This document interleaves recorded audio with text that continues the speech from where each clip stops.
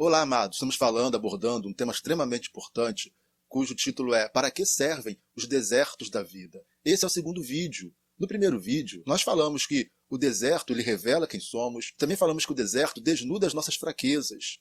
E essa série, que tem esse título, com certeza ela vai nos ajudar bastante a enfrentar esses desertos da vida que todos nós um dia passaremos. É claro que há muitos que estão nos ouvindo, nos assistindo, na verdade, nesse momento, que já atravessaram tantos desertos na vida. Uma coisa é certa, quem atravessa um deserto nunca sai dele da mesma maneira. O deserto sempre vai nos transformar.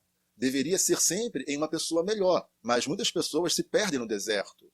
Há pessoas que, ao atravessarem o deserto, elas se perdem, elas são tragadas pelo próprio deserto e se tornam pessoas mais amargas, pessoas piores em todos os aspectos. Algumas nunca mais se levantam. Então, quando nós compreendemos a necessidade do deserto na nossa vida, nós nos preparamos para atravessá-lo. É claro que nunca ninguém estará preparado completamente para um deserto, mas quando compreendemos a importância dele na nossa vida, nós então encaramos esse deserto da melhor maneira possível para tirar um bom proveito do deserto e não sermos destruídos nesse deserto. Isso que é importante. É claro que todos nós preferíamos, óbvio, que nunca tivéssemos desertos, que nunca atravessássemos desertos. Todos nós preferíamos, é óbvio, que a nossa vida sempre fosse maravilhosa do início ao fim, mas isso é impossível. Porque ninguém consegue ter uma vida maravilhosa do início ao fim se ela não superar as suas próprias fraquezas, as suas próprias debilidades. E o deserto, ele faz isso conosco. O deserto, ele tem a capacidade de trazer para nós o aperfeiçoamento. A nossa vida pode ser maravilhosa assim do início ao fim, se nós soubermos atravessar esses desertos. Falamos no nosso primeiro vídeo que Jesus, após ter sido batizado por João Batista, ele não vai para o palácio de Herodes ou o de Pilatos, mas ele é levado pelo Espírito ao deserto. Para quê? Para ser tentado pelo diabo. Então nós vamos falar ainda desse tema, vamos falar ainda sobre por que Jesus foi levado ao deserto, mas eu gostaria, nesse segundo vídeo, de falar que o deserto ele é um lugar de solidão. Se existe uma característica muito forte, muito real, muito perceptível do deserto, é que ele é um local de solidão. E por ele ser um local de solidão, ele tem uma importância enorme, ele tem um peso muito grande em um aspecto dos nossos momentos difíceis, que é nos levar a um confronto conosco, com nós mesmos. Nós, o ser humano, geralmente ele é regido pelos seus hábitos. Nós sempre vivemos a nossa vida pelos nossos hábitos. Algumas pessoas mais, outras menos, mas os hábitos estão sempre regendo a nossa vida. E existem muitos momentos da nossa vida que a gente vive como se fosse no automático, no piloto automático. Fazemos tudo por um hábito. Acordamos na mesma hora por um hábito, comemos na mesma hora por um hábito, fazemos as coisas muito iguais por hábito. E a gente vai nesse piloto automático da nossa vida e às vezes não nos damos conta que esse automático, esse viver automaticamente, esse viver por hábitos, às vezes prejudica direta ou indiretamente a nossa qualidade de vida. Então, imaginemos uma pessoa que já está acostumada, exemplo, trabalhar, ganhar seu dinheiro e a gastar o seu dinheiro. Então ela trabalha, ganha dinheiro e gasta dinheiro. E ela faz isso de maneira tão automática que ela não consegue perceber que ela está jogando dinheiro fora, que ela está gastando mal o dinheiro que ganha. E não se trata apenas de dinheiro, porque nós trocamos o dinheiro pela nossa vida.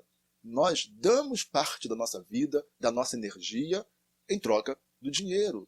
Então nós precisamos aprender a gastar melhor o nosso dinheiro. E tem pessoas que passam a vida inteira desperdiçando aquilo que foi conquistado com o seu suor, foi conquistado pela própria vida que foi investida em um trabalho.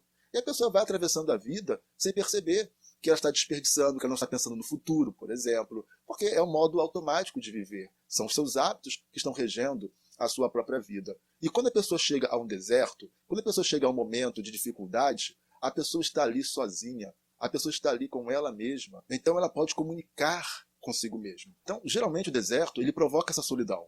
E é aí que nós vamos avaliar o que nós temos feito, o nosso comportamento, os nossos hábitos. E a gente tem, a partir daí, uma chance de rever tudo isso, de reparar, de recomeçar, de mudar esses hábitos se eles não estão nos fazendo bem. Às vezes estamos tão dedicados a um projeto que não percebemos que estamos prejudicando a nossa própria família. Estamos tão dedicados a um propósito que não percebemos que estamos destruindo a nossa própria saúde. Então, quando a gente é obrigado, é forçado a parar os nossos sonhos, os nossos projetos, os nossos propósitos, então nós podemos, a partir daí, nos comunicar conosco, com nós mesmos. E a gente consegue, então, tem a possibilidade de rever tudo isso, de repensar tudo isso, de planejar melhor tudo isso, de sair desse piloto automático. Quando o apóstolo Paulo ele se converte, nós conhecemos a história ali no caminho de Damasco, em que ele tem um encontro com o Senhor, ele, como sendo um fariseu e grande, o maior perseguidor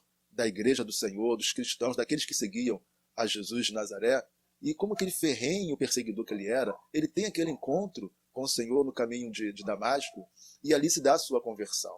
E é interessante que Paulo, ele vai falar isso lá no livro de Gálatas, no capítulo 1, versículo 17 e 18, ele vai falar que então ele vai para os desertos da Arábia, e ele fica 3 anos nos desertos da Arábia, no deserto da Arábia, antes que ele realmente comece mais efetivamente o seu ministério, porque ele precisava rever os seus conceitos, ele precisava pegar todo aquele vasto conhecimento, que aliás era muito rico, afinal ele foi instruído pelo melhor rabino da sua época, e ele precisava pegar todo aquele vasto conhecimento que ele tinha das Escrituras, especialmente daquilo que ele sabia acerca do Messias, e agora trazer para essa nova realidade, a realidade de que o Messias já havia vindo. Então ele vai para o deserto, fica 3 anos vendo e revendo todos os seus conceitos, para depois iniciar efetivamente o seu ministério.